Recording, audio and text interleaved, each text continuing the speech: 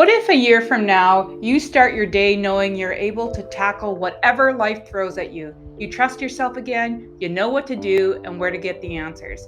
You have the courage to try new things. People see you, hear you, and respect you. More importantly, you respect you.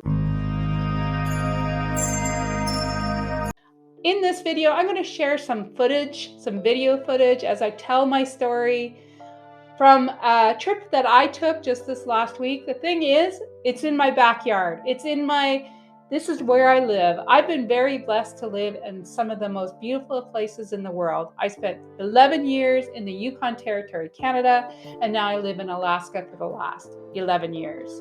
So I'm gonna tell my story, share some footage. I hope you can enjoy, at the very least, the most amazing images, but maybe resonate with some of my journey and what I needed to do to have long-term weight loss surgery success. I'm 3 years post-op. I lost 140 pounds. I've maintained that 140-pound weight loss even through a pandemic and all life's changes, ups and downs, twists and turns.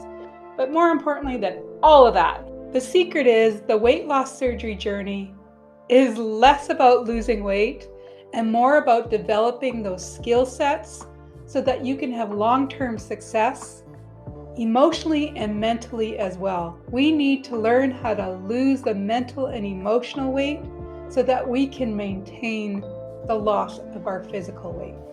Weight loss surgery was a big decision for me, and as it should be. I know that I'm not a bariatric patient for a short time. I'm a bariatric patient for life. Bariatric surgery is not and will never be a quick fix. And it's not the whole answer to weight loss. I was not ever going back to that kind of thinking, that diet industry thinking. I would rather die than go back to that roller coaster of loss, gain, regain, shame, guilt, and judgment. I wanted long-term success. So what I learned on my journey is that I needed life skills to navigate through my bariatric journey and realize they are the same ones that actually helps me to navigate life in general. The thing is, it didn't matter if I lost 10 pounds or over 140 pounds, which I have and maintained for 3 years, is that I realized that all my problems in my life, in my relationships, my feelings, the unfinished business of my life was still going to be there waiting for me, thin or fat. I knew that everybody's journey was different, but one thing for sure is that I was clear on my purpose and that I needed the tools and techniques to build a strong foundation if I wanted long-term success. I knew it was achievable. Here are my 4 pillars that I lean on to keep my foundation strong.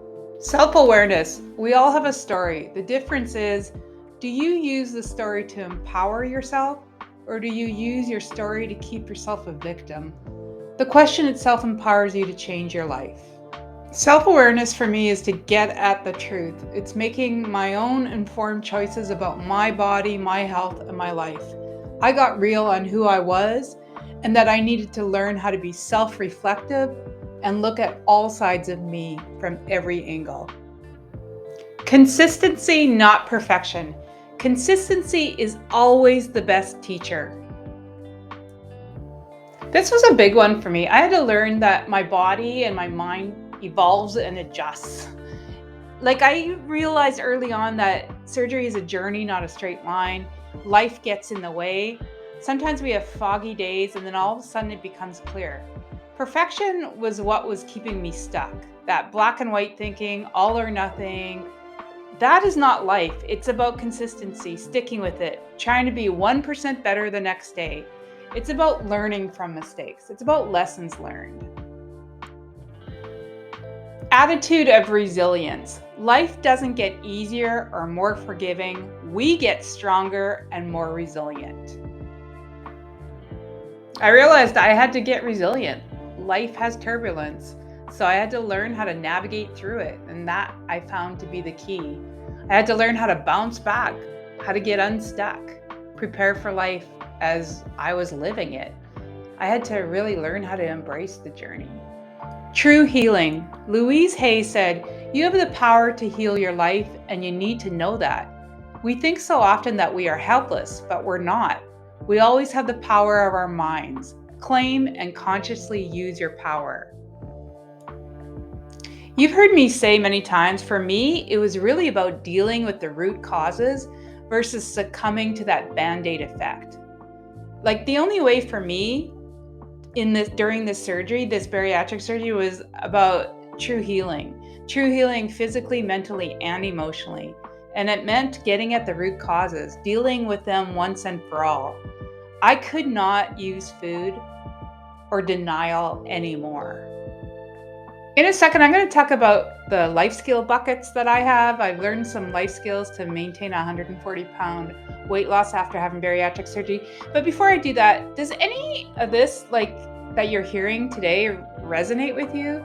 If so, put in the comment box light bulb or put a light bulb emoji. Is there a light bulb emoji? I think there's a light bulb emoji. Put it down in the comments. So I was a life skills coach. I was a certified life skills coach way before I even had bariatric surgery. And it's so interesting that I never really thought about needing life skills to lose the weight. But I really quickly learned that to be successful with bariatric surgery, to make this like different than any other diet I tried before, I had to go back to my life skill coaching roots and realize that I needed to learn some more life skills to help me with the surgery, but even more importantly, to really help me with life. There are some things that I was missing, and I was definitely using food to navigate or avoid or distract or cope. And so these are kind of the buckets, the life skill buckets that I needed to learn. I have lots of videos on this channel that kind of get at them. But let me know in the comments if you want me to make deeper videos on some of these life skill buckets. So number one is knowing my own story. I really had to own it, but not get stuck in one narrative. And what I mean by that is, and my husband gets this because I always kind of remind him that he has a medical issue that he kind of gets stuck in. That's his story. He keeps telling it to people, not like in an annoying way, but he kind of is stuck in that narrative. And so that was the same thing with my own story, is that I had to really own, why did I get obese? How did I get obese? What some things led to that? But not get stuck there, not become a victim to it. I had to own it and then learn to kind of move on from it. Another life skill is that I really had to understand how my body works. I realized that I was making a drastic decision on like really configuring parts of my body.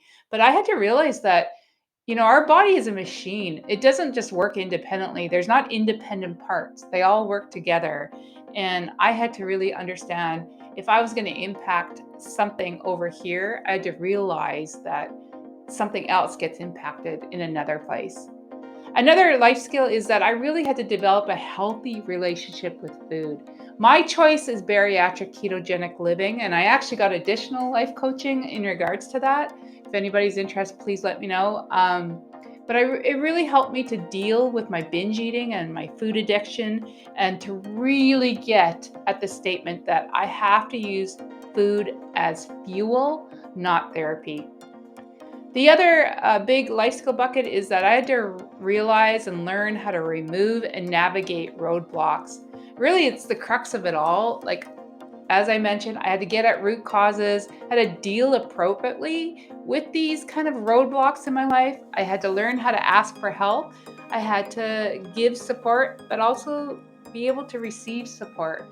And then I just had to realize that life evolves. And so you need to kind of develop and learn and keep learning as you navigate through life. The other life skill that I have is I had to really create my own personalized plan. And then I had to realize how to be and learn how to be accountable to my plan. There's no magic fix. Bariatric surgery is not a magic fix. No diet does this either. I have a choice. My body is unique. My needs are unique. My life is unique. And so I have to really understand how to create my own plan and then learn how to be accountable to those.